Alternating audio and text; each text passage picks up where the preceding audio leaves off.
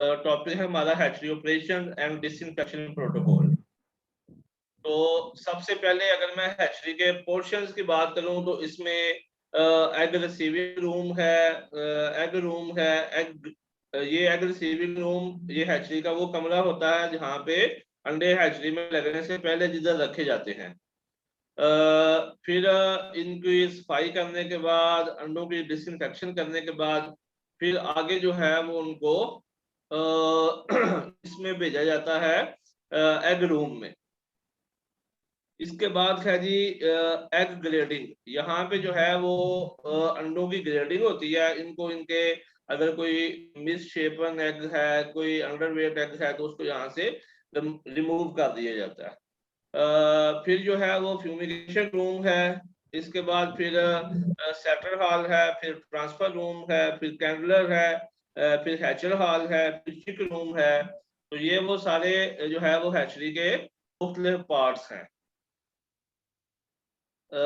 Egg room की अगर हम बात करें तो जैसे मैंने पहले बताया कि ये वो एक कमरा है जहाँ पे अंडों को जो है वो रखा जाता है। इसका टेम्परेचर आमतौर पे 18 से 21 के दरमियान होता है। उसके बाद फिर एग ग्रेडिंग है। एग ग्रेडिंग हम कहते हैं कि यहाँ पे जो है वो मेहरान हुसैन अंडों को उनके साइज के मुताबिक, उनके वेट के मुताबिक जो है ना जी वो ग्रेड किया जाता है, ताकि उससे अकॉर्डिंगली उसी तरह का जो चिप क्वालिटी है उसको अटेन किया जा सके। तो आमतौर पे बहुत सारी हैचरीज में मैनुअल एग ग्रेडिंग होती है। कुछ हैचरीज के अंदर, बड़ी हैचरीज में जो है वो ऑटोमेटिक एग ग्रेडिंग भी होती है। अच्छा, मिनिमम एग वेट आमतौर पे सेटिंग में लगाया जाता है। ठीक है जी, वो कोशिश होती है कि वो 45 ग्राम से नीचे ना हो। ठीक है जी।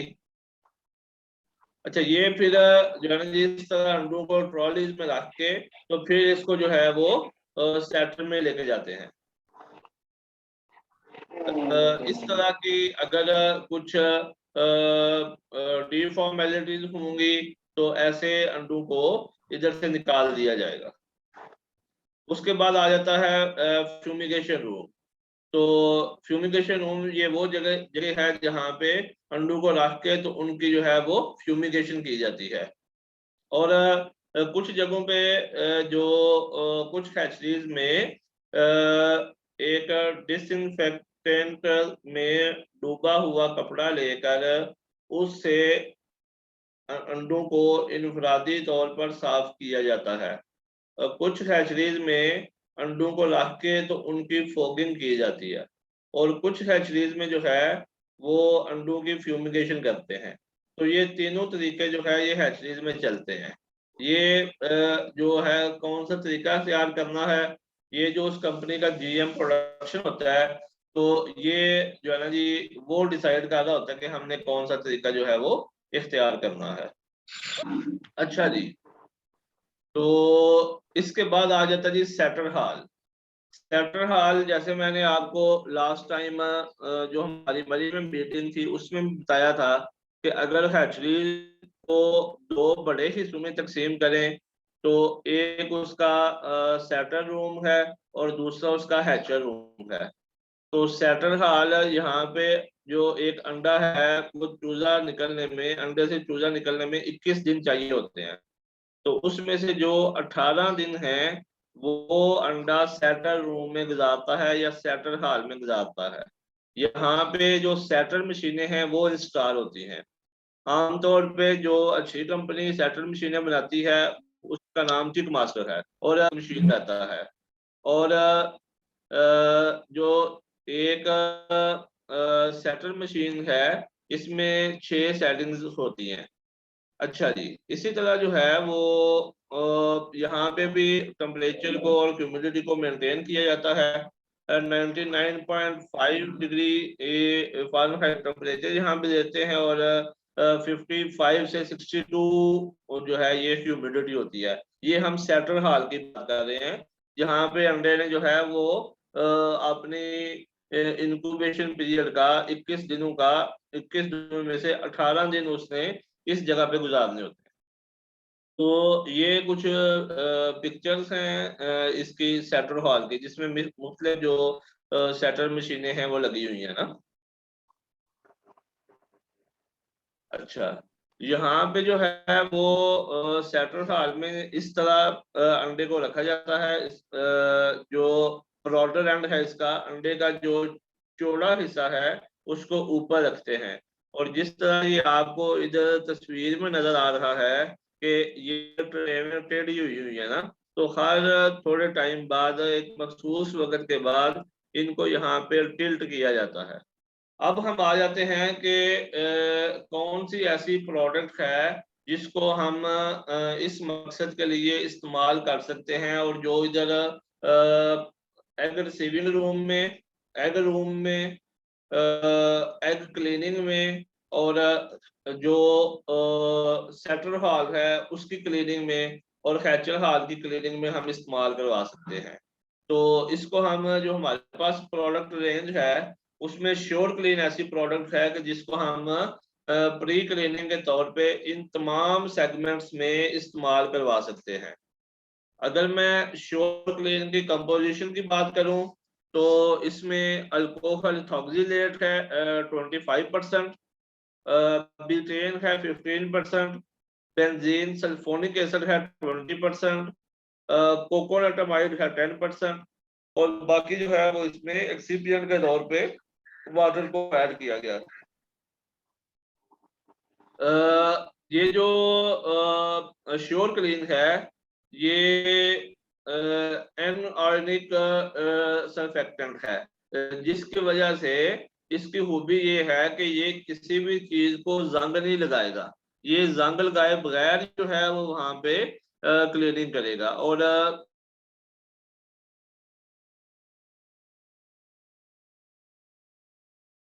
जो इसमें अल्कोहल ऑर्गेनिक मैटर है जो उसकी डीग्लेजिंग करे। बाकी इसमें जो कोकोनट अमाइड है और बेंजीन सल्फोनिक एसिड है, ये दोनों जो है ये फोमिंग एजेंट्स हैं, और ये इस तरह सारी प्रोडक्ट मिलके तो ये काम करती है।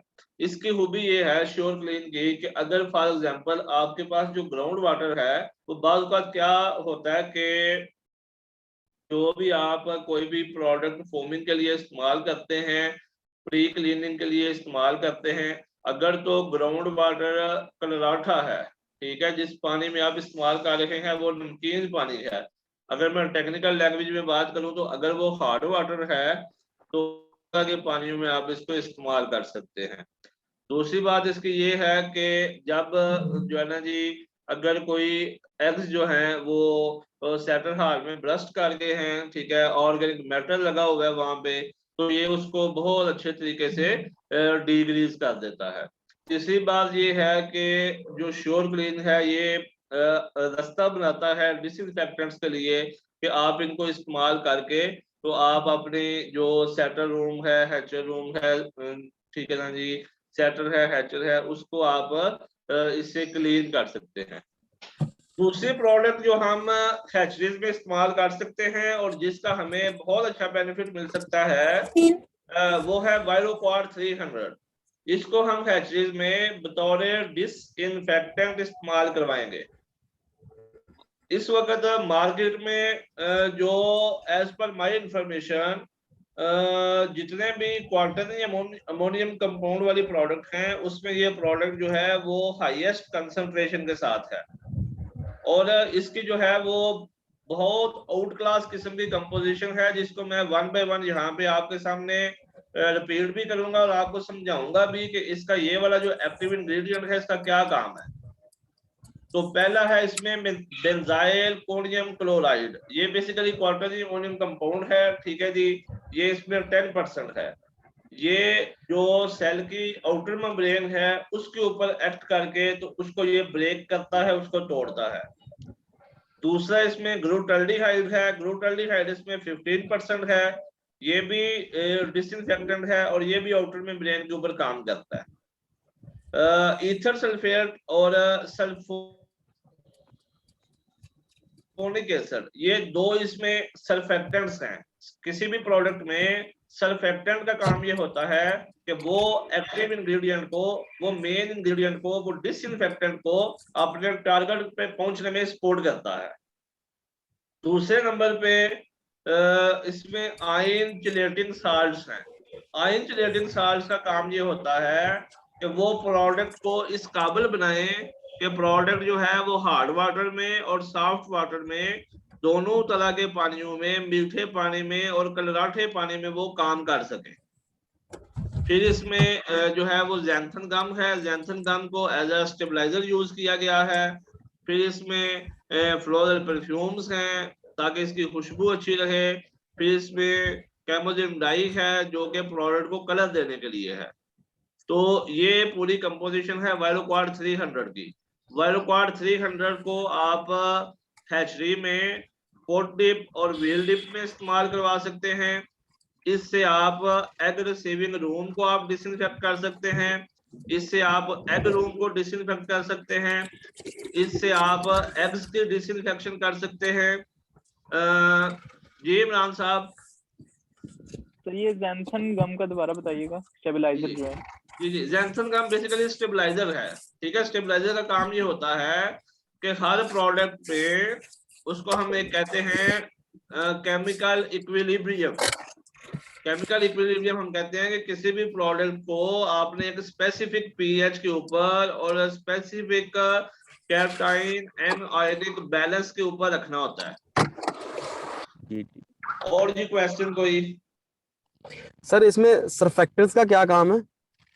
यस, सरफेक्टेंट का काम ये होता है फलक शेर कि अगर आपके सेटल रूम में, हैचर रूम में अगर किसी किस्म की कोई गंदगी लगी रह भी गई है तो जो ठीक होगा। सरफेक्टेंट है ये एक्टिव इंग्रेडिएंट को, सरफेक्टेंट बेंजाइल कोनियम क्लोराइड को और ग्लूटाल्डिहाइड को उसके टारगेट पे पहुंचने में मदद फराहम करते हैं।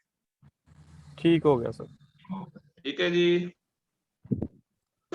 हाँ जी जनाब, आगे चलें जी। जी सर। तो मैं ये बात कर रहा था कि वायरोक्वाड 300 को आप एग रूम में, एग रिसीविंग रूम में, ठीक है ना जी, इसके अलावा जो आपका एग स्टोरेज रूम है, फुड डिप है, व्हील डिप है और सेक्टर के डिसइंफेक्शन है, इन तमाम मराहल में आप इसको इस्तेमाल करवा सकते हैं। सर जो डिप के साथ शावर लगा होता है उस पे भी इसकी इस्तेमाल करवा सकते हैं? जी बिल्कुल, जो डिप के साथ शावर लगा होता है उसमें भी इसको यूज करवा सकते हैं। अगली हमारी प्रोडक्ट है जी ब्लैक एक्सट्रीम ना। तो ये भी मतलब इसको भी हैचरी में इस्तेमाल किया जा सकता है। ये इसमें बेंजाइल क्लोरोफिनोल्स हैं। ये बेसिकली हमारा फिनोलिक डिसइंफेक्टेंट है। इसमें जो बेंजाइल क्लोरोफिनोल्स हैं वो 57% हैं और जो सोडियम राइसोनिलेट है ये 15% है और एसिटिक एसिड जो है वो 28% है। इसमें जो बेंजाइल क्लोरोफिनोल्स हैं ये बतौर डिसइंफेक्टेंट प्रोडक्ट में मौजूद हैं और जो सोडियम राइसोनिलेट है ये 15% है और ये बतौर डिटर्जेंट इस प्रोडक्ट में मौजूद है। और बाकी जो एसिटिक एसिड है वो इसकी पीएच वैल्यू को एसिडिक रखने के लिए इसमें शामिल किया गया है। ये बेसिकली जो सेल में मौजूद डीएनए है और प्रोटीन है उसको सेल से बाहर निकाल देता है, प्रोटीन बनने के अमल को रोक देता है, बैक्टीरिया को और वायरसेस को मारता है। ठीक है, इसको भी आप जो है वो 1% 10 ml फी लीटर के हिसाब से आप इसको हैचरी में यूज करवा सकते हैं। सॉरी सर, डोज रिपीट कीजिएगा। 10 ml फी लीटर, 10 ml फी लीटर। ठीक हो गया सर। अच्छा जी, अब अपनी जिंदगी के 18 दिन गुजारने के बाद अंडा शरीफ जो है वो सेटर से हैचर की तरफ मुंतकिल होगा। तो इसके लिए बकायदा एक कमरा होता है, इसको कहते हैं ट्रांसफर रूम। ये जो ट्रांसफर रूम है इसकी भी डिसइंफेक्शन भी की जाती है और फोगिंग भी की जाती है। यहाँ पे जो टेम्परेचर है वो 24 से 28 डिग्री सेंटीग्रेड रखा जाता है और जो रिलेटिव ह्यूमिडिटी है वो 60% होती है। यहाँ पे जो है ना जी वो एक सिस्टम होता है, आगे शायद उसकी मेरे पास पिक्चर आ भी रही है। यस, ये इस तरह जो है ना जी अंडों को इधर से उठा के, जो कि सेटर की ट्रेज होती है, यहाँ से ये वैक्यूम पिकिंग करके तो इनको इस तरह हैचर की ट्रेज में शिफ्ट किया जाता है और इससे पहले ये आपको यहाँ पे एक लफ्ज लिखा हुआ नजर आ रहा होगा। ट्रांसफर रूम में मैं आपको ये बता रहा था कि यहाँ पे आपको एक वर्ड लिखा हुआ नजर आ रहा है, कैंडलिंग। ये कैंडलिंग बेसिकली क्या होता है कि जब अंडे ने 18 दिन सेक्टर में गुजारे होते हैं, तो जो फर्टाइल एग्स होते हैं ना जी, इसमें से बच्चा निकलना होता है, तो उसमें तो चूजा बना होता है, और जो अनफर्टाइल एग होते हैं वो बिल्कुल ऐसे साफ ही होते हैं, उसमें किसी किस्म की कोई डेवलपमेंट नहीं हुई होती। तो कैंडलिंग का क्या काम होता है कि अंडों को रोशनी के नीचे रख के तो उनके ऊपर से लाइट गुजारते हैं। तो जिन अंडों के आर पार लाइट गुजर जाती है, उसको ये समझा जाता है कि इसमें चूजे की डेवलपमेंट नहीं हुई, और उनको यहाँ से निकाल दिया जाता है। और जो फर्टाइल अंडे हैं जिनमें चूजे की डेवलपमेंट हुई होती है, उसको फिर आगे जो है वो सेटल ट्रे से हैचर ट्रे में शिफ्ट किया जाता है। इस पिक्चर में आपको ये जो स्टील का ट्रे नजर आ रहा है, ये सेटल ट्रे है, और ये जो प्लास्टिक के ट्रे पड़े हुए नजर आ रहे हैं, ये जो है ये हैचर ट्रेज है। इसके बाद जो है वो अंडा अपनी आखिरी मंजिल जो है वो हैचर रूम में चला जाता है, जहाँ पे अंडे से चूजा निकलना है। तो इधर जो है वो अंडा अपनी जिंदगी के आखिरी 3 दिन यहाँ पे गुजारता है। और